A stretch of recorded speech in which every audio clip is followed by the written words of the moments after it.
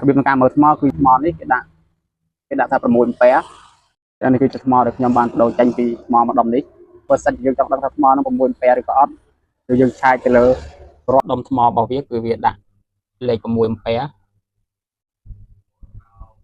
ចឹងនេះគឺជាថ្មដែលខ្ញុំបានបដូរចេញថ្មនេះគឺអត់សូវល្អអត់សូវកាន់ភ្លើងទេគឺប្រើឆាប់អស់ចឹងសម្រាប់ថ្មគឺមានតែ1200មីលីអាំពែម៉ោងទេចឹងវាអត់ដល់1អំពែកន្លះទេចឹង1អំពែកន្លះ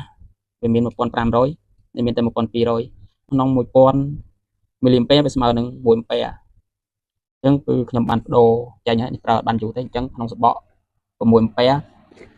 សម្រាប់ថ្មគឺអត់ដល់2អំពែទេ21វ៉ុល2អំពែខ្លះក៏1អំពែកន្លះ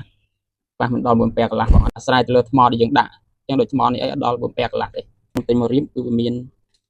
2000មីលីអាំពែម៉ោងអញ្ចឹងវាស្មើនឹង2អំពែដូចនេះវាមានតែ1200មីលីអាំពែម៉ោងទេអញ្ចឹងវាអត់ដល់1អំពែកន្លះទេឥ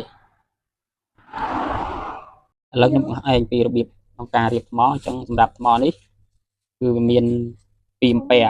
សម្រាប់ខាងបូកដាក់តាមខាងបូកហើយខាងដកដាក់តាមខាងដកអញ្ចឹងសម្រាប់ថ្មនេះវាមាន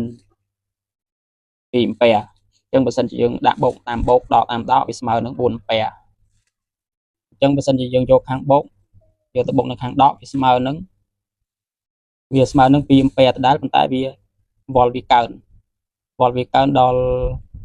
3.7វ៉ុល2ដងវាស្មើទៅនឹង7វ៉ុលជាងអញ្ចឹងអំពែរបស់វានៅតែ2អំពែដដែលបើសិនជាយើងគួប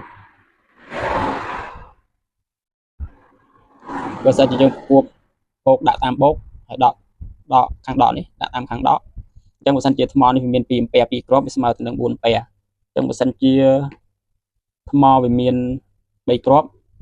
យើងដាក់តាមបូកដូចគ្នាវាមាន3គ្រាប់មួយគ្រាប់2អំពែអញ្ចឹងវាស្មើនឹង6អំពែ